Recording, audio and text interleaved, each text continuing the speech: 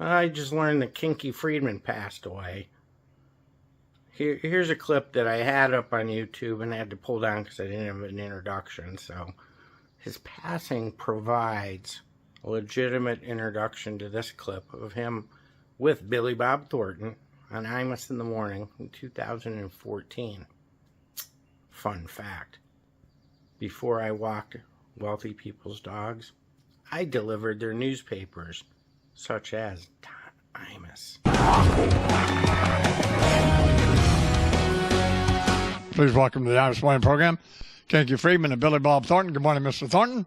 How's everything? And good morning, Mr. Friedman. Good morning, Mr. Imus. Mr. Thornton is here with his book, Billy Bob Thornton, The Billy Bob Tapes, A Cave Full of Ghosts. He mans his lonely post in this cave full of ghosts. Here's my first question. Don't what did Kinky do with the project, right? Did he do anything? How did you get Kinky to stop talking about himself long enough to talk about you? It wasn't easy. Oh, man. I got to tell you. It was actually harder to keep his friends quiet, to tell you the truth.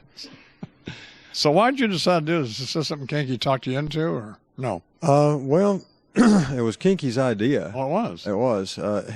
It started out, he said, why don't we do a book together where we just tell some crazy stories about Texas and, you know, growing up and that kind of stuff. And after a while he said, well, you know, instead, why don't we just do one about you growing up in Arkansas and then moving to Texas and all this, and you can tell some of those strange stories about growing up there. And Arkansas being a suburb of East Texas. Oh, exactly. Please don't interrupt Mr. Thornton when he's talking. I feel like I'm talking to Richard Petty. I can barely see your eyes, but that's fine. You know, I've got allergies. You do? Yeah. That's what Montgomery Gentry told me. That's what Eddie told me. Everybody who does your show tells you that. He came in with a box of Kleenex. He said, I got allergies. Of course, if it was December. They were just here, you know, Montgomery Gentry. You like them or no? You probably don't. I kind of like him. You know, he knows more about it. You two guys are encyclopedical experts on who was Elvis's bass player in 1492 and all that. I mean, between the two. You know, I didn't know, because there's a lot of stuff I don't know. Lots. Well, I didn't know that you could actually really sing. Dwight Yoakam told me that. Yeah, I would go back with Dwight. It's kind of funny because it seems like Dwight's done more movies than I have lately, and I've made more records than he has. So, hey, did you know him before Sling Blade? Not too long before. Probably a year or so, something like that.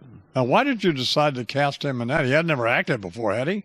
He did a movie with Nick Cage where he had 2 or 3 scenes in it that I'd seen, and then he had done. Remember when they did that movie Roswell? No. It was some. I don't even know if it was a feature or if it was like a cable movie, but it was a movie called Roswell, and he played the rancher that found all the spaceship material on his land. Yeah, so I'd seen that, and he was good. You know, I tell you, he was better than a lot of actors I'd worked with up to that point. He was good on that. I mean, I'm just a dope who doesn't go to movies a lot, but likes him, you know. Mm-hmm. And, God, I thought he was great. But I thought, well, you didn't ask me what I thought, but I'm telling you. Well, it's just, not because you're here, but, man, Jesus, what a great movie. So what's your first big deal, or?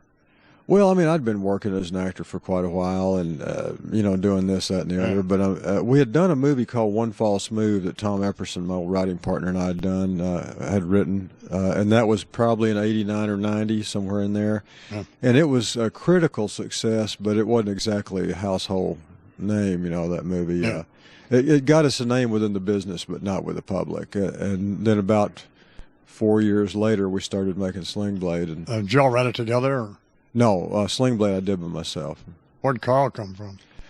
Carl's sort of a mixture of 2 or 3 different guys put together. I used to work in a nursing home, and the voice came partially from one of the old guys in the nursing home there, and then I just love that. So yeah, it was a weird thing how it all came together. You probably couldn't get that movie made now. I mean, now they're making, you know, the big sort of computer movies and video game movies and everything. Yeah. It's real hard to get an adult drama made now. No car chaser.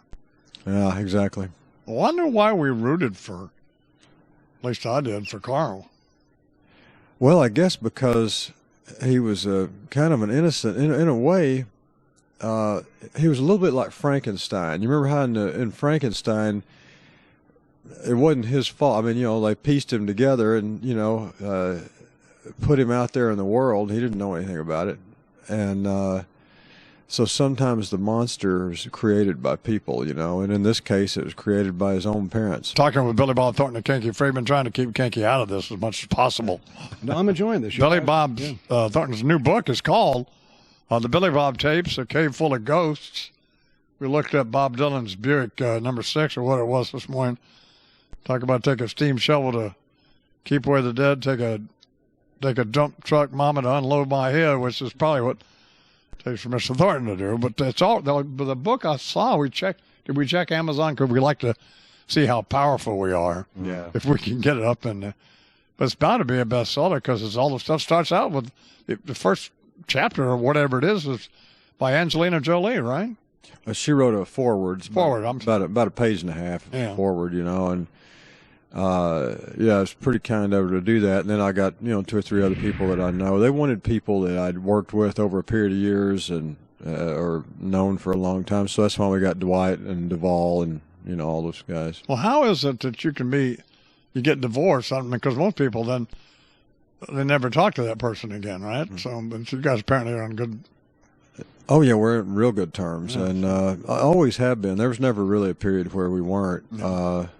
Well, there must have been some period where it was down. You got divorced.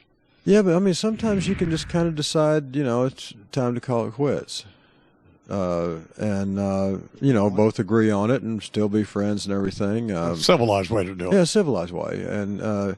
Didn't you all each have each other's blood you were carrying around or something? Or? Well, the press overblows a lot of that stuff. What's the matter, Kinky? I mean, I can't ask that. Funny the way you said that. Kinky makes me behave, so but why wouldn't I behave?